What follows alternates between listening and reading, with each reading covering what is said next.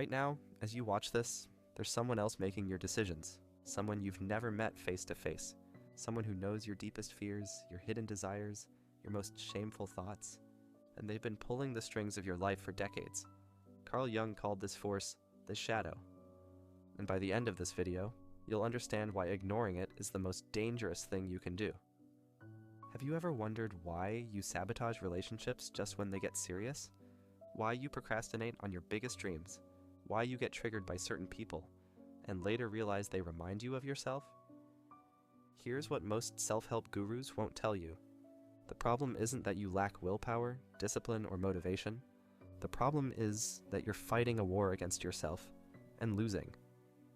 Until you make the unconscious conscious, it will direct your life and you will call it fate. Those words from Carl Jung aren't just philosophy, they're a warning. Because right now, in this moment, the parts of yourself you refuse to acknowledge are making choices for you. And if you don't learn to face them, they'll destroy everything you're trying to build. Let me tell you a story about how your shadow was born. Picture yourself as a 5-year-old. You're angry about something. Maybe your toy was taken, maybe you were ignored. So you express that anger naturally the way children do. But what happens next changes everything. Stop that! Good children don't act like that. In that moment, you make a split-second decision that will haunt you for decades. If I want love and acceptance, I can't be angry. So you bury the anger. You push it down into the unconscious. And that's where your shadow begins. Fast forward 20 years, you're in a meeting, someone takes credit for your work. You smile politely and say nothing. But inside, that buried 5-year-old is screaming. And because you've never learned to integrate that anger, it comes out sideways. You snap at your partner over dirty dishes, you passive-aggressively undermine a colleague, you sabotage your own success because some part of you believes you don't deserve it. This is the shadow at work. It's not evil. It's not demonic. It's simply the collection of everything you had to reject about yourself to survive in your family, your culture, your society. But here's the terrifying truth. What you don't own owns you. Jung identified another crucial concept, the persona. This is your social mask, your brand, your carefully curated image. And in our age of social media, the persona has become more powerful than ever. We've become artists of our own mythology. But here's what Jung understood that we've forgotten. The brighter your persona shines, the darker your shadow grows. Think about it. Have you ever met someone who's almost too perfect? The Instagram influencer who preaches self-love but is secretly riddled with self-doubt? The spiritual guru who talks about compassion but is ruthless behind closed doors? The motivational speaker who inspires millions but can't maintain a single healthy relationship? That's not hypocrisy. That's the mathematical certainty of psychological physics. When you suppress parts of yourself to maintain an image, those parts don't disappear. They accumulate power in the darkness, and eventually, they explode. This is why so many successful people hit rock bottom at the height of their success. This is why the people who seem to have it all are often the most miserable. Their shadow has grown so powerful that it can no longer be contained. The people pleaser. Meet Sarah. Everyone loves Sarah. She's helpful, kind, never says no. Her persona is the helper, the one who puts everyone else first. But what lives in Sarah's shadow? Rage, resentment, the parts of her that want to be selfish, that want to say no, that want to be taken care of instead of always doing the taking care of.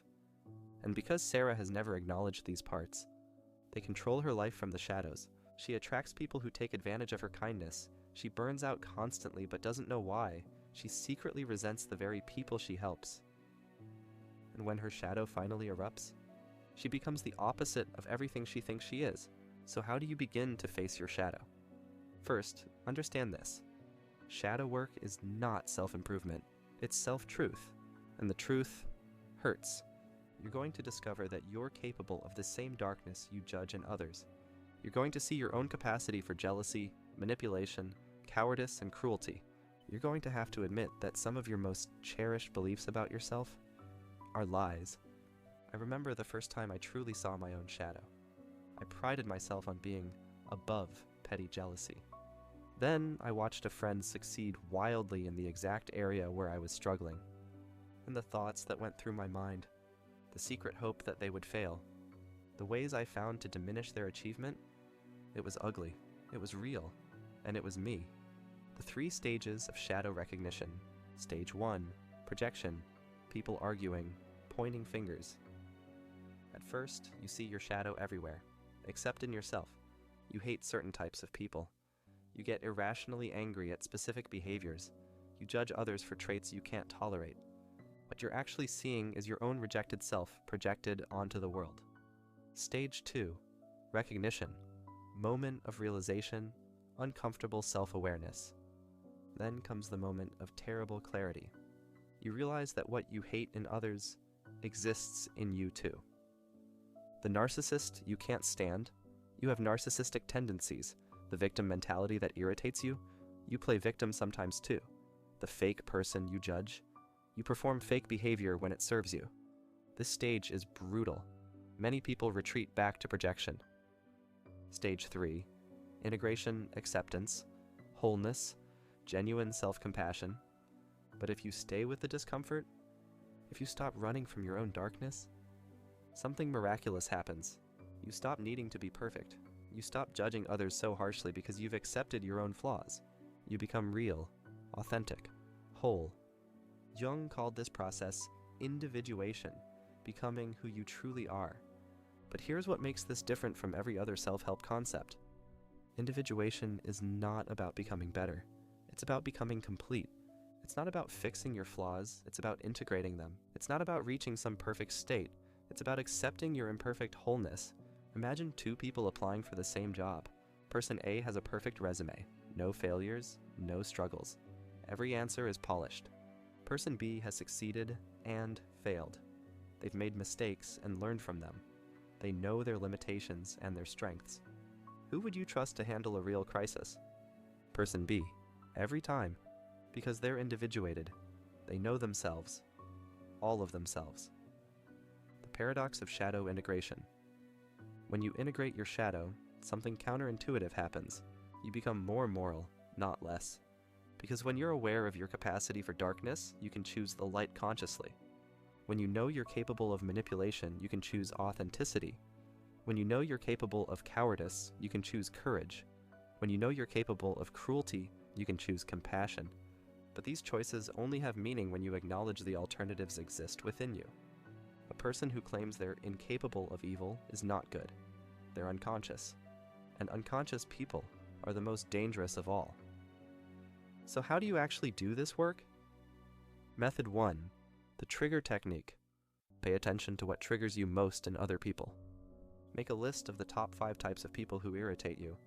Then ask yourself, how am I like this? Not, am I like this? How am I like this? Your ego will resist. It will provide 100 reasons why you're different. Push past the resistance. The gold is in the discomfort. Method 2. Dream work.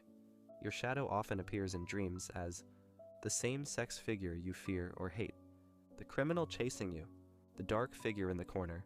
Start recording your dreams. Notice patterns. Your unconscious is constantly trying to show you what you won't see while awake. Method 3. Active imagination. Have a conversation with your shadow, literally, out loud, or in writing. Ask it, what do you want? What are you trying to tell me? How have I been neglecting you? This isn't psychosis, it's integration. Method 4. Behavioral analysis. Look at your patterns. When do you self-sabotage? What types of people do you consistently attract? Where do you act in ways that contradict your values? Your shadow is always leaving clues. Warning signs. You're avoiding your shadow. You have strong reactions to certain types of people. You repeat the same relationship patterns. You procrastinate on important goals. You feel like an imposter in your success. You judge others harshly for behaviors you'd never do. You feel disconnected from yourself. You swing between extremes, perfectionism versus self-sabotage. What does life look like after shadow integration? It's not perfect. It's not blissful, but it's real. You stop needing external validation because you know yourself completely. You stop fearing your emotions because you've met them all and survived. You stop judging others harshly because you've accepted your own capacity for every human experience. You make decisions from wholeness instead of from your wounds. Case study: the reformed perfectionist. Meet David, former perfectionist, former people pleaser. Through shadow work, David discovered his rejected parts, his laziness, which was actually need for rest, his selfishness, which was actually healthy boundaries, his anger, which was actually passion for justice. Today, David is a successful entrepreneur who takes breaks without guilt, says no to requests that don't align with his values, speaks up against injustice even when it's uncomfortable. He's not perfect, he still struggles. But he's no longer at war with himself, and that makes all the difference. The ripple effect. When you integrate your shadow, your relationships become more authentic because you're not hiding parts of yourself. Your work becomes more fulfilling because you're operating from your whole self. Your creativity explodes because you're no longer censoring your ideas. Your leadership improves because people trust someone who knows their own darkness. But shadow work isn't just personal, it's political, it's cultural, it's species-wide. Jung warned that entire societies have collective shadows, and when those shadows erupt, we get genocide, war, the persecution of scapegoats. Modern example, cancel culture, social media mobs, public shamings. What is cancel culture but collective shadow projection? We destroy others for behaviors we can't tolerate in ourselves. We create perfect monsters to carry our own imperfections.